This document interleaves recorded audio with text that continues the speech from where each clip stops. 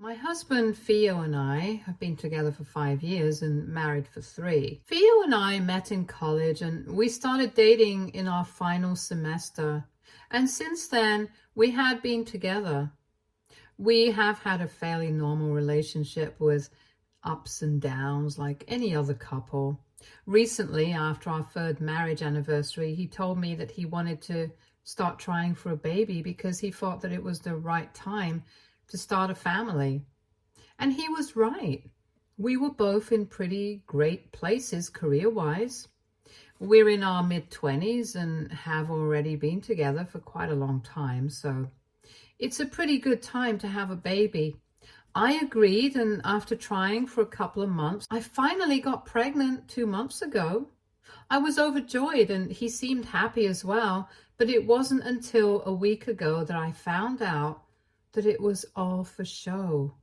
Until now, the only people who know about the pregnancy are our families and a couple of close friends, but we haven't made any announcement yet. So last week, when I saw a notification on his phone from a coworker asking if he was really fine with the pregnancy, it caught my interest.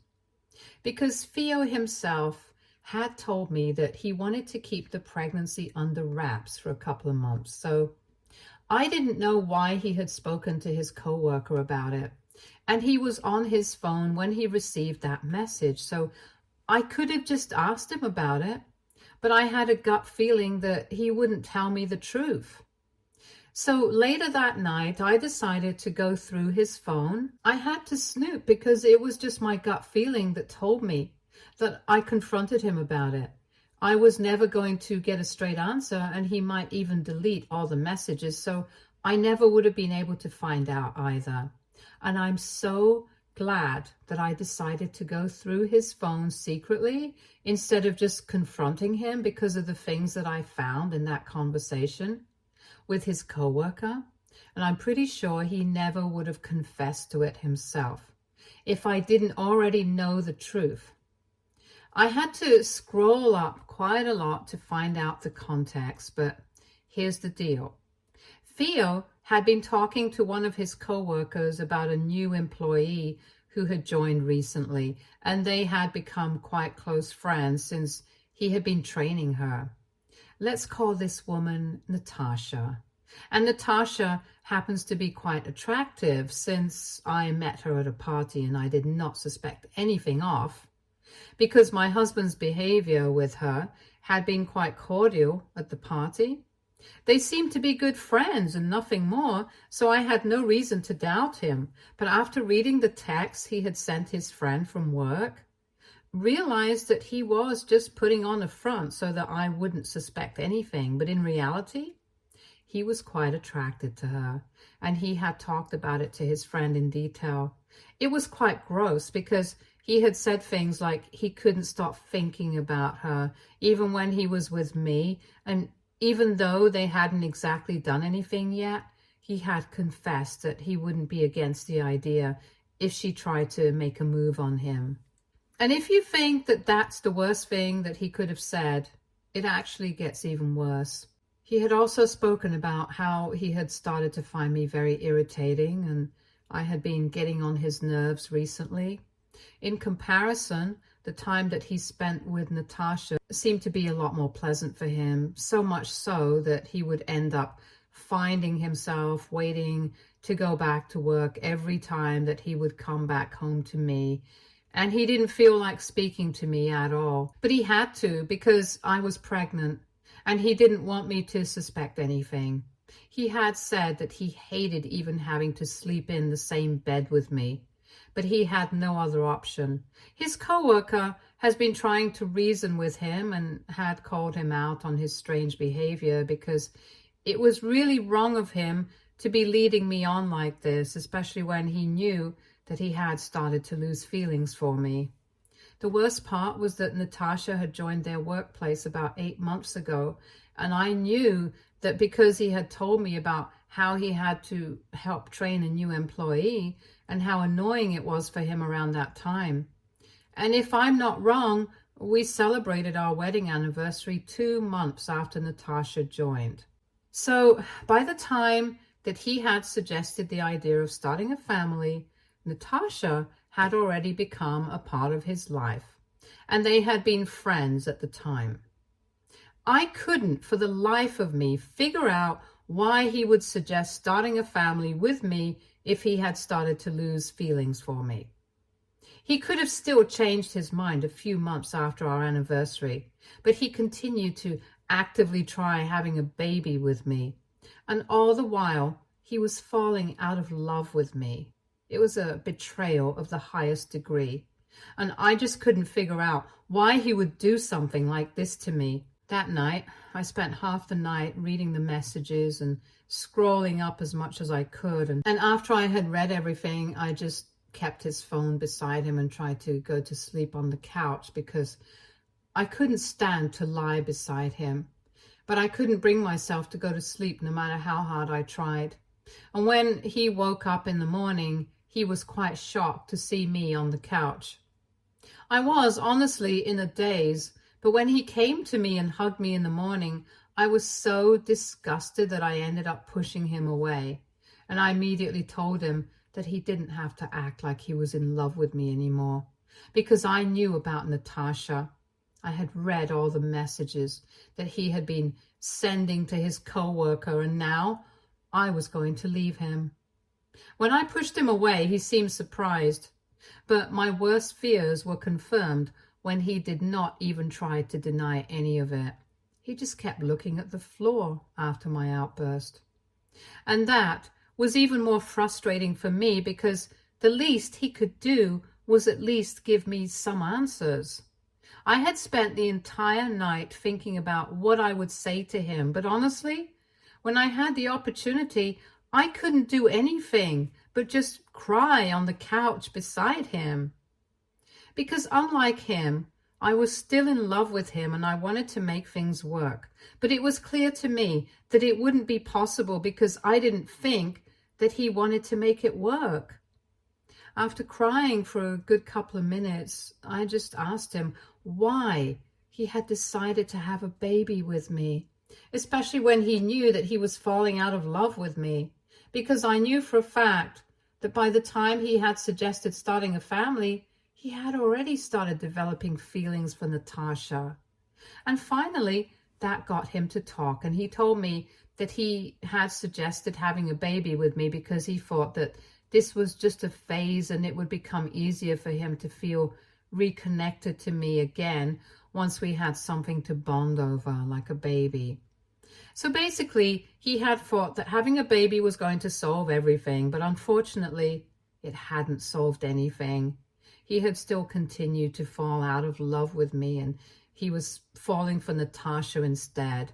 I don't know if it was or if he was infatuated with her because he was bored with our marriage, but all I knew was that he did not love me anymore. And because of him, I was not pregnant with the baby of a man who did not even love me, and it was just heartbreaking. After he told me that, he started to apologize to me, but I didn't even want to hear it. At that point, all I wanted to do was get away from him. So I packed a few of my things and left. He kept apologizing, but did not try to stop me, so I ended up going to my parents' place. And once I was there, I finally just had a complete meltdown.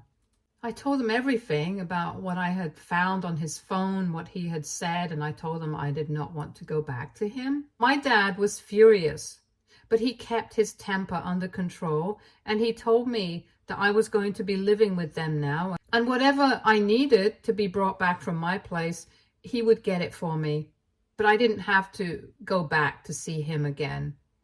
My mother called up my uncle, who has a law firm, and asked him to put me in touch with a competent divorce attorney as quickly as he could so we could start the legal proceedings, because there was no going back after this. I had had the good sense to take a couple of screenshots of the conversation between him and his co-worker, and just for good measure, I had even taken a couple of screenshots of his conversation with Natasha. Although I have to admit, His conversation with his coworker was a lot more incriminating than his chats with Natasha, because even though he would flirt with her occasionally and she would flirt back, they never took it too far and mostly talked about work, but there's no telling what they got up to in person. Either way, I was not mad about whatever had or had not happened with Natasha. I was upset because he had actually said that he wouldn't be against the idea of cheating on me if Natasha wanted to make a move on him. And I didn't even care if it was a hypothetical situation. It was bad enough that he was even considering it. For me, that was as good as actually cheating on me. And let's not forget the fact that he had also talked a bunch of crap about me. Like how he had started to find me annoying and how he had been pretending to be in love with me and suggested that we have a baby because he thought that that would be the solution to all our problems. Basically, everything that he had done was unforgivable, and I had no intention of going back to him, but neither did I have any intention of giving up the baby or terminating my pregnancy just because the dad had turned out to be a jerk. I was ready to be a mother, with or without a husband. So along with the divorce, I also decided I was going to file for full custody of my child, at least until my baby was old enough to be left alone with his father. Worst comes to worst, I would agree to visiting rights, but there was no way that I was going to let him have partial custody. And these are the terms that I told my divorce lawyer, so he could start the process, prepare the paperwork, and file for the divorce and custody of my child. If you ask me, I thought I had been more than fair, because it's not like I had asked for any alimony, since I was also a working woman and I made the same kind of money that he did. Neither did I ask for any settlement money. I just wanted a fair and equal division of all our joint assets. The only thing that I was demanding was child support, because whether he liked it or not, it had been his idea to have a baby, even though he had already fallen out of love with me at that point. And it was just a last-ditch attempt by him to find a point of commonality so we could still be together, because he was too much of a coward to be honest with me and himself. He definitely owed me child support. And in my opinion, the terms of the divorce were completely fair. I had blocked him the day that I left home, and within a couple of days of that, he had been served. That had been around 2 days ago, and since then, his family had been blowing up my phone with calls and texts, begging me to come back. I guess by now, both his parents and his siblings have found out what he had been up to. Strangely enough, he told them what had really happened, and even more strangely, they think that it's still reasonable enough to ask me to come back to him. I haven't answered a single phone call from his family, but they still keep texting me relentlessly from several social media accounts since I started blocking them. They believe that he and I can still make it work, because even though he had been thinking about somebody else, it's not like he had actually done anything. And until he actually physically acts on his thoughts, it's no harm done. I don't think they understand the concept of emotional cheating, but it's not my responsibility to explain it to them, so I haven't said anything about it. I know for a fact that no matter how hard they try to convince me, it's not going to work, and I'm definitely not going back to him. But the only reason that I'm here right now, doubting myself, is because they think that even if I don't come back to him, it's still unfair of me to demand full custody of the child, because he wants to be a father as well, and the child is not mine to claim. The baby has his genes as well. So even if I don't come back for the sake of our marriage, the least I can do is at least entertain the idea of partial custody, because he deserves it. And right now, I'm in a dilemma about whether I should actually consider it or not, or whether I should stick to my demand for full custody. So AITA for demanding full custody of my future kid because my husband had been emotionally cheating on me with a coworker. Update 1. Hi, so I have spoken to my parents about what my in-laws have been saying, and they have told me that it's my body, my baby, and at the end of the day, it has to be my decision what I want to do. Besides, it's Theo who screwed up, not me. So if somebody has to make any sacrifices, it has to be him. If they want to contest my decision for full custody, they are definitely free to do so. I'm not going to stop them or try to argue with them, but it has to be fought out in court. And I'm not going to allow them to make me feel guilty about what my gut says. I believe that it would be better for the baby to spend the initial few years only with me. And I don't think that at the moment I will be fine with co-parenting my child with Theo. I absolutely hate him right now, and I can't even stand the sight of him. So co-parenting is out of the question, and that's why I have decided that I want full custody. But of course, we are going to have to speak to a mediator first. And if we are not able to come to a conclusion there, this is going to go to family court. I think that's the only fair way of deciding what's right. I think they should let the legal proceedings take their course, and then we'll see what happens. That's what I texted them, so they would stop bothering me relentlessly, because honestly, his parents and his siblings, his 2 older sisters, have no business telling me what's right for my baby and what's not. I had a normal civil relationship with his family for so long, but if they're going to pretend I'm the bad guy for wanting to leave him, I don't want anything to do with them. And I definitely don't need advice about marriage or kids from them because they decided to support Theo. They have been trying to convince me that what he ordered was not all that bad because at least he did not actually cheat on me. Like I said, it's not my responsibility to explain to them that emotional cheating is still cheating. And honestly, I'm just too exhausted from having to deal with all of this to speak to them about these things as well. I just want them all to leave me alone, if I'm being honest. And the only reason that I responded to them with my message, I also told them that the way they have been harassing me online by texting me constantly from various accounts, even after they've been blocked, only reflects badly on them when this goes to family court, because I'm definitely going to be bringing it up. I don't know if it's going to stop them from texting me again and again, because it's only been a couple of hours since I sent that message. But I'm really hoping that it does, because it's already very difficult for me to cope with what's going on, especially since I'm pregnant. I definitely don't need more trouble on my plate from his end right now. Neither he nor his lawyer has responded to our petition yet, so I guess it's going to take time. If they just had to agree with whatever our terms were, they probably would have responded sooner. But now I'm guessing that they don't agree. I've been very stressed out about all of this, but I'm really happy to have my family by my side. So far, only a couple of people knew about the pregnancy, and I'm going to keep it that way because the last thing that I need right now is a bunch of people texting me and trying to talk to me. Only my parents and my close friends know what's going on in my life regarding Theo, and they have all been there for me to the best of their abilities.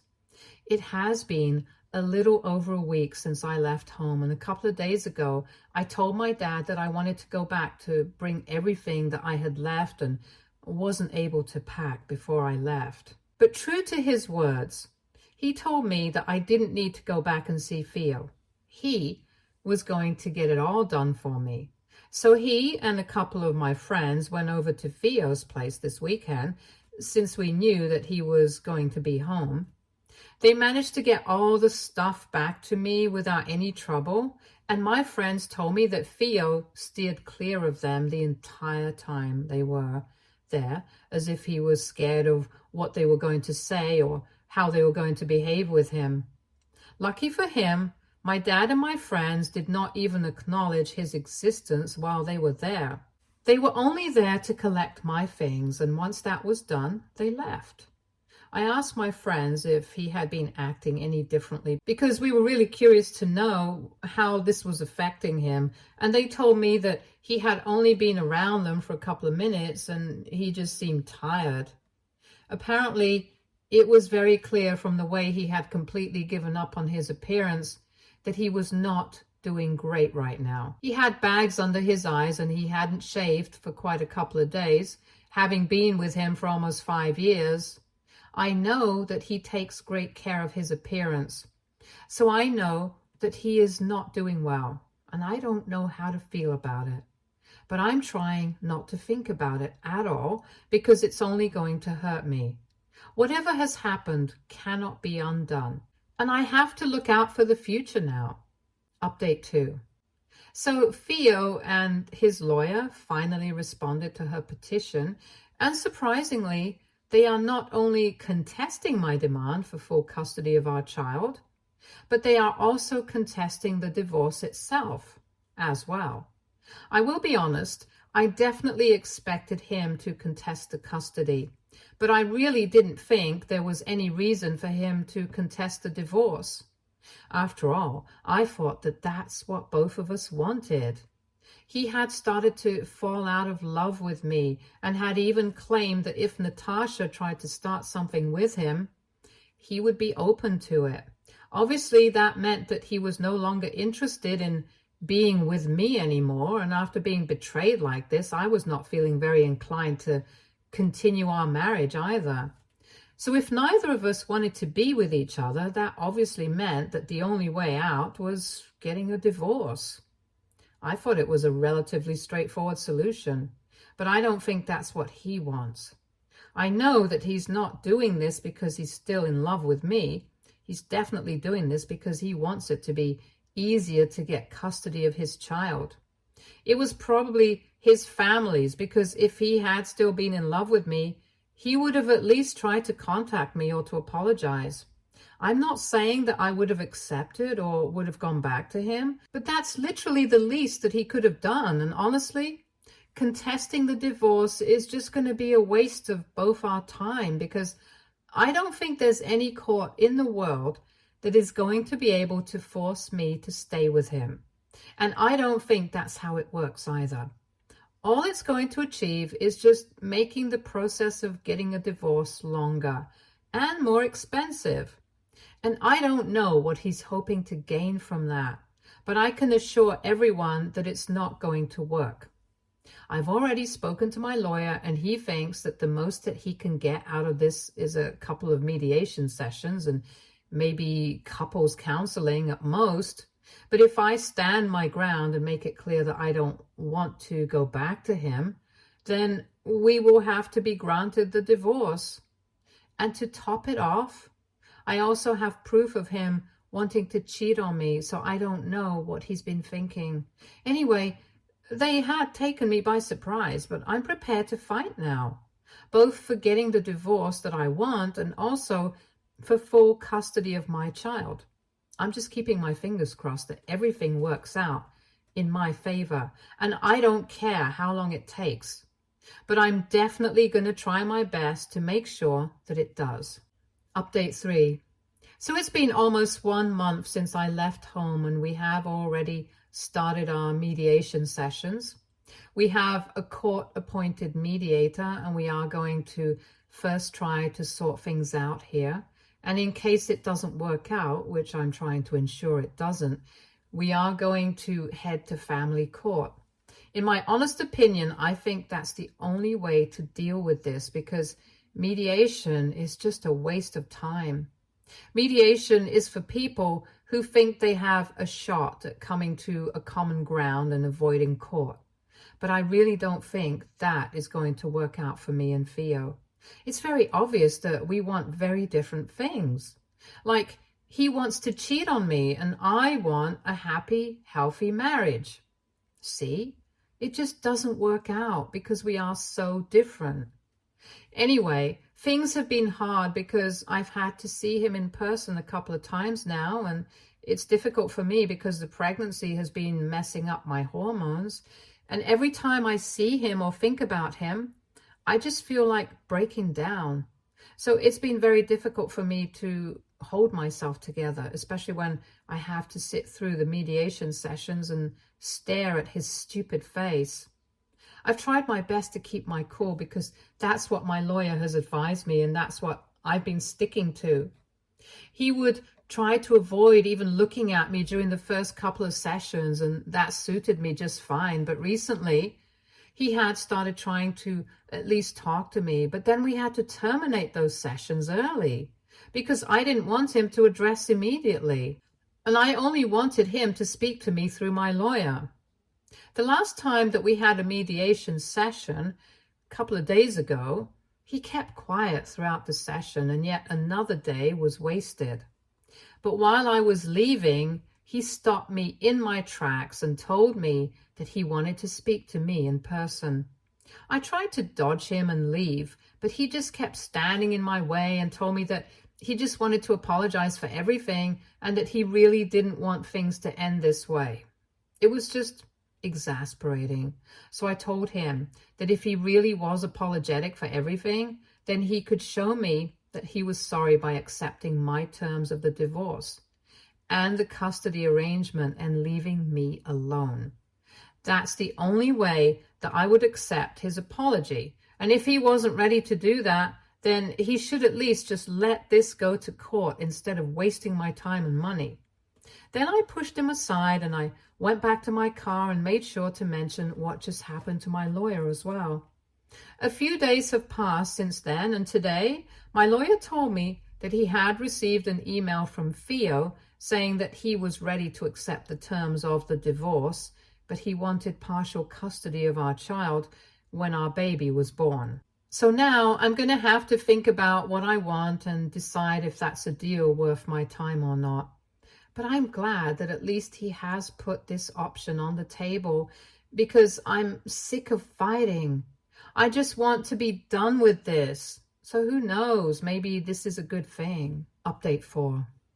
Hi, it's been a few weeks since I last posted, and I've been quite busy since I've gotten along and there were a few complications regarding the pregnancy, but they're all sorted out now. Anyway, my lawyer and I decided that we were going to agree to his terms. He gets partial custody and we go through with the divorce.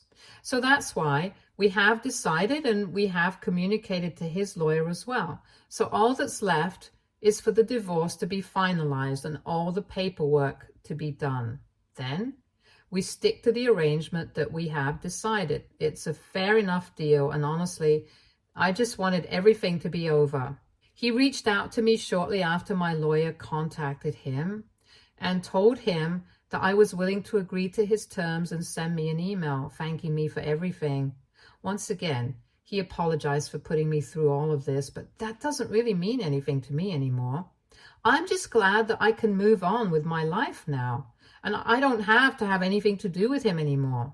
It's going to hurt, but I'm strong enough. I can deal with it, and I have my parents and my friends by my side, so I'll be fine. Update 5. Hi, so it's been a little over 6 months since I last posted an update here, and it's about time that I fill you guys in on what's been going on. Last week, I gave birth to my beautiful daughter, and my life has suddenly become all about her now, and I couldn't be happier about it. Theo really stepped up as a father and tried to be there for me as much as he could, and since we were going to have to stick to a co-parenting agreement, we tried to be civil to each other. We don't talk about anything apart from our daughter, and that's fine with me. I have started my healing process, and I'm trying to move on from him. I think I'm almost there, to be honest, because nowadays when I see him, I don't really feel anything. From what I know, he has started dating Natasha, probably after the divorce was finalized. Good for him, I guess.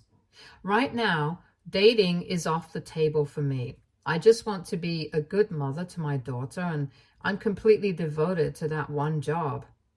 Theo and I are still trying to figure out a way to make sure that both of us get equal time with her. But until then, he's going to have to keep visiting me at my parents' place if he wants to see his daughter.